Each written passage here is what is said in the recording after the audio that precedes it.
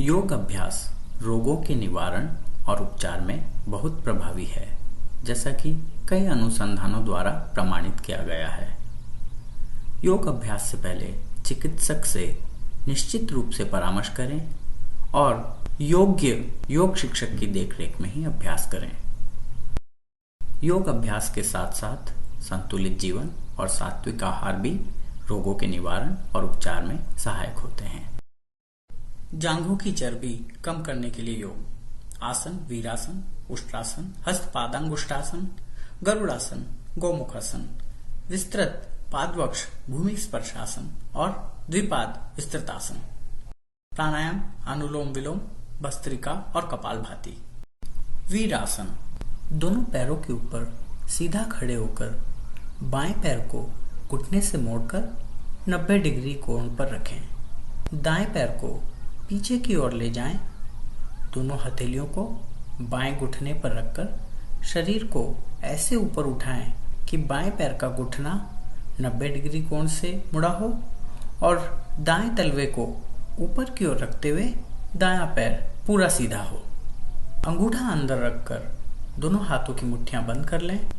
बाएं हाथ को सामने की ओर जमीन के समानांतर सीधा रखें और दाएं हाथ को कोहनी से मोड़कर ऐसे रखें कि कोहनी से उंगलियों तक का हिस्सा जमीन के समानांतर सीधा और पेट से लगा हुआ हो।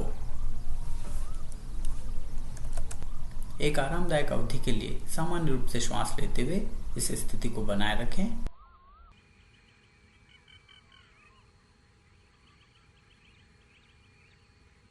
दूसरी ओर के लिए इसे दोहराएं। वीरासन के अभ्यास से नींद की गुणवत्ता में सुधार होता है और निद्रा का समय उत्तम करने में ये सहायक होता है। वक्ष स्थल चौड़ा होता है और कमर पतली होती है, आलस्य दूर करता है।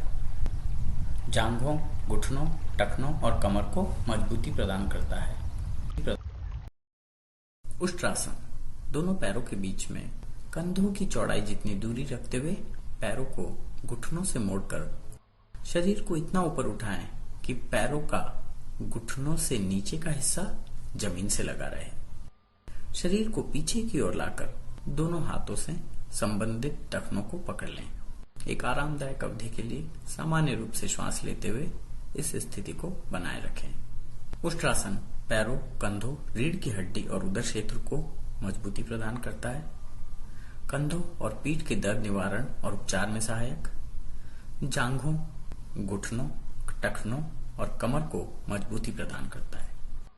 हस्तपादांगुष्ठासन, दाएं पैर पर खड़े होकर बाएं पैर को दोनों हाथों से पकड़ लें। बिना घुटने मोड़े कमर के स्तर पर आगे फैला लें और सिर को आगे झुकाकर माथे को बाएं घुटने के ऊपर लगा लें। एक आरामदायक अवधि के लिए सामान्य रूप से श्वास लेते हुए इस स्थिति को बनाए रखें।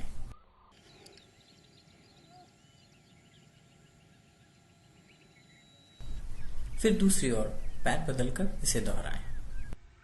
हस्तपादांगुष्ठासन पैरों, घुटनों और कमर को मजबूती प्रदान करता है। पीठ दर्द दूर करने में उपयोगी, लंबाई बढ़ाने में भी उपयोगी।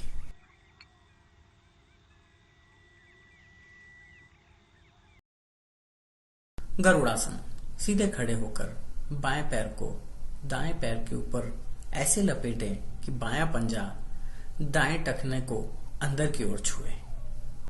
हाथों को सीने के सामने रखकर बाएं हाथ को दाएं हाथ के ऊपर लपेट। एक आरामदायक अवधि के लिए सामान्य रूप से श्वास लेते हुए इस स्थिति को बनाए रखें।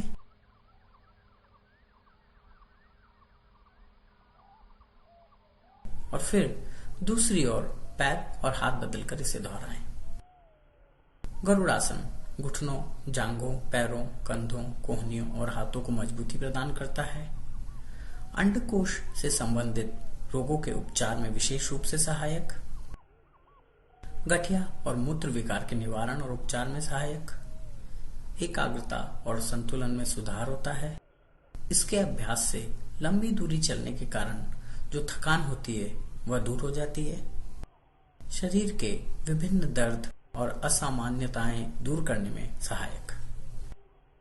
गोमुखासन जमीन पर बैठकर बाएं पैर को घुटने से मोड़कर बाएं पैर की एड़ी को गुदा के नीचे रखें। दाएं पैर को घुटने से मोड़कर बाएं पैर के ऊपर ऐसे रखें कि दाईं एड़ी बाएं नितंब को छुए। दाएं हाथ को कोहनी से मोड़कर नीचे लाएं ताकि दायां हाथ पीठ के बीच में आ जाए। बाएं हाथ से दाएं हाथ की उंगलियों को पकड़ लें। एक आरामदायक अवधि के लिए सामान्य रूप से श्वास लेते हुए इस स्थिति को बनाए रखें और फिर दूसरी ओर पैर और हाथ बदलकर इसे दोहराएं। गोमुखासन कमर, घुटनों, जांघों और पैरों को मजबूती प्रदान करता है। दमे और फेफड़ों से संबंधित समस्याओं के निवारण और उपचार में सहायक है। विस्तृत पादवक्ष भूमि स्पर्शासन। जमीन पर बैठकर पैरों को पूरी तरह फैला दें। दोनों हाथों को वक्षस्थल के पीछे परस्पर जोड़कर घुटनों को बिना मोड़े धीरे धीरे आगे झुकें और ठोड़ी को जमीन पर रख दें। एक आरामदायक अवधि के लिए सामान्य रूप से श्वास लेते हुए इस स्थिति को बनाए रखें। विस्तृत पादवक्ष भूमि स्पर्शासन श्वास संबंधी समस्याओं को दूर करने में उपयोगी होता है। बवासीर और मूत्र विकार के निवारण और उपचार में सहायक, कमर को लचीला बनाता है, लंबाई बढ़ाने में उपयोगी। सावधानियां। मेरुदंड और कटिस्यानुशूल दर्द की समस्याओं से पीड़ित लोगों को नहीं करना चाहिए। योग या दवा के माध्यम से इन बीमारियों के ठीक हो जाने के बाद वे इसका अभ्यास कर सकते हैं। अभ्यास से पहले चिकित्सक की सलाह लें और योग शिक्षक की देखरेख में ही अभ्यास करें। द्विपाद विस्तृतासन।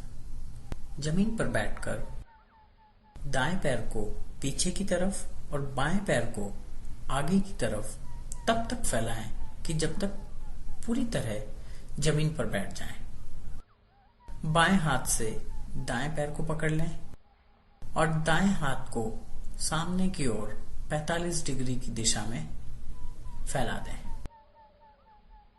एक आरामदायक अवधि के लिए सामान्य रूप से श्वास लेते हुए इस स्थिति को बनाए रखें और फिर दूसरी तरफ पैर बदलकर इसे दोहराएं। द्विपाद विस्तृतासन मलाशय और यौन अंगों से जुड़े रोगों के उपचार में सहायक होता है, लंबाई बढ़ाने में उपयोगी, घुटनों, जांघों और पैरों को मजबूती प्रदान करता है, मासिक धर्म विकार के निवारण और उपचार में सहायक। अनुलोम विलोम प्राणायाम। पद्मासन या सुखासन में बैठ जाएं। बाईं नासिका बंद करके दाईं नासिका से श्वास अंदर लें। फिर दाईं नासिका बंद करके बाईं नासिका से श्वास छोड़ दें। फिर दाईं नासिका को बंद रखते हुए बाईं नासिका से श्वास अंदर लें और बाईं नासिका बंद करके दाईं नासिका से छोड़ दें। एक आरामदायक अवधि के लिए इस प्रक्रिया को दोहराएं।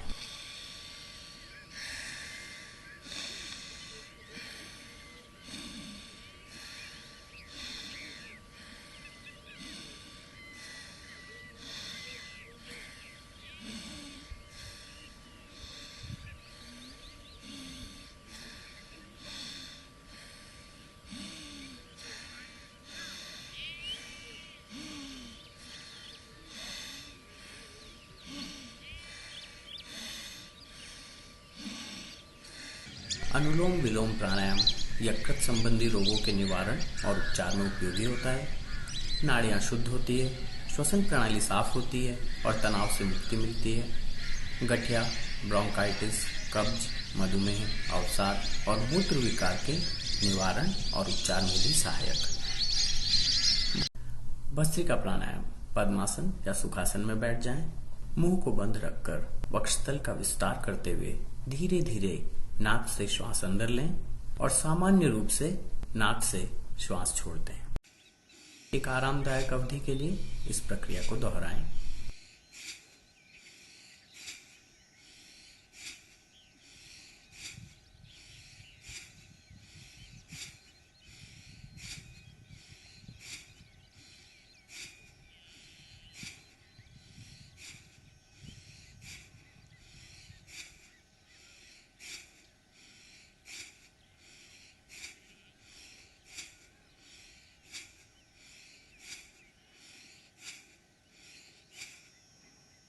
भस्त्रिका प्राणायाम नाक और वक्षस्थल को साफ करने में सहायक, ब्रोंकाइटिस, सर्दी, खांसी, मधुमेह, अवसाद, बवासीर और पायरिया के निवारण और उपचार में सहायक। कपालभाति प्राणायाम मुंह को बंद रखकर सामान्य रूप से नाक से श्वास अंदर लें और उदर की मांसपेशियों को अंदर खींचते हुए धीरे धीरे नाक से श्वास छोड़ें। एक आरामदायक अवधि के लिए इस प्रक्रिया को दोहराएं।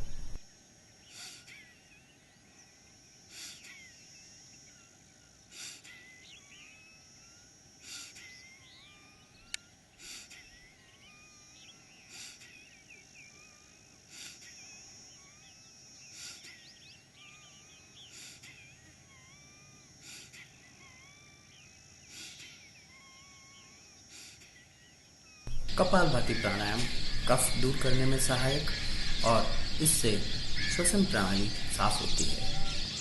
फेफड़ों से संबंधित सभी समस्याओं के निवारण और उपचार में सहायक, पाचन तंत्र में सुधार होता है, ब्रोंकाइटिस, कब्ज, मधुमेह, अवसाद, पायरिया और जठर से संबंधित समस्याओं के निवारण और उपचार में सहायक।